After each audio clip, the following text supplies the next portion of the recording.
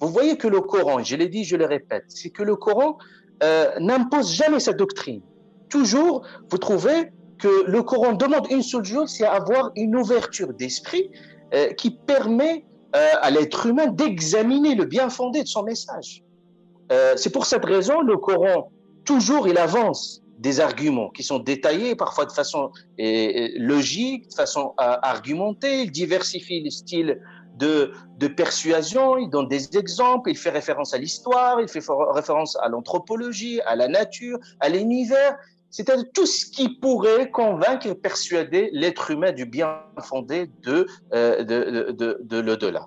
Et ce n'est pas étonnant que le Coran regorge de ces styles d'interrogation.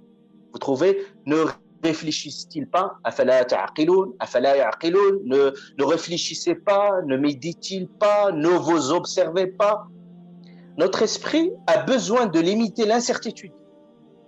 C'est-à-dire que attendre l'inconnu est angoissant. Si vous prenez l'expérience et cette angoisse de la mort, c'est une angoisse réelle, existentielle.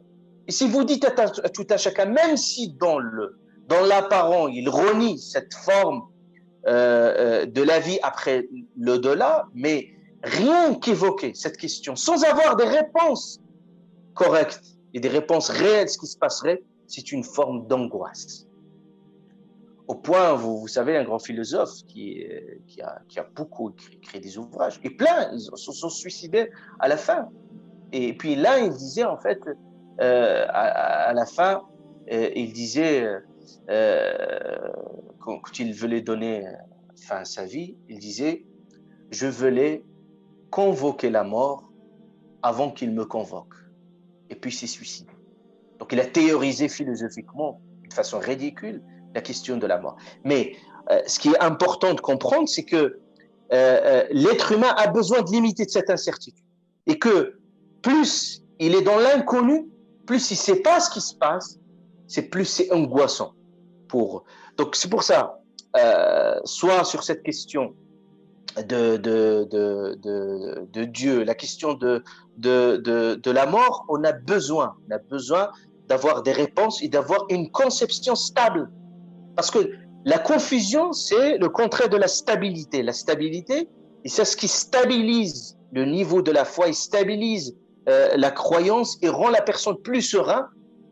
C'est finalement avoir des réponses claires sur la question de la vie et les questions de la mort. C'est ce qu'on appelle, les psychologues parlaient de la clôture cognitive, c'est-à-dire que les personnes, l'esprit a besoin de limiter ces incertitudes.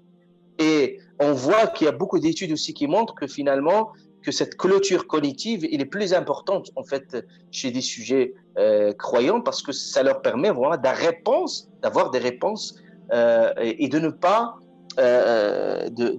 se lancer dans un nihilisme existentiel qui laisse les individus vers l'inconnu. Donc c'est ça cette forme de confusion. Cette forme de confusion parce qu'il n'y a pas de réponse claire, il y a toujours des contradictions entre des convictions profondes et entre de ce qu'on déclare. Et là, le Coran nous éclaire sur leur état psychologique. C'est quoi? C'est de la confusion, être confus. Donc, quelqu'un dit il est confus, ambigu. Mais comment expliquer cet état de confusion? La confusion, c'est quoi? La confusion, ça peut être expérimenté sur le plan individuel ou collectif. La confusion, c'est un état psychologique de perdition dans lequel vous voyez que vos pensées sont embrouillées, ils sont désordonnés et le Coran ici avance que cet état psychologique est une conséquence de ce démenti de la vérité.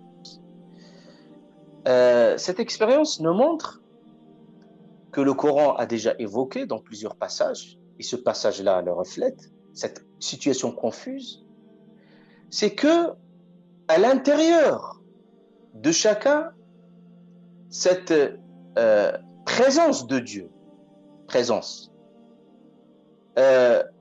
malgré qu'on renie et qu'on défie dans l'apparence cette existence de Dieu, mais au fond de soi, on se rend compte que cette présence est tellement intime de l'être. Et c'est ça Allah Ta'ala le dit pour expliquer mieux ce verset coranique. Il dit dans un autre passage, Jahadou biha, ils l'ont renié,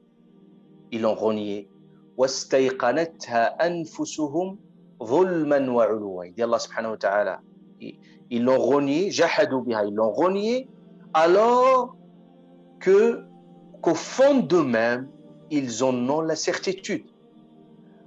Pourquoi ce rejet? Il dit zulman, par pure injustice, wa uluwa, par une forme d'orgueil.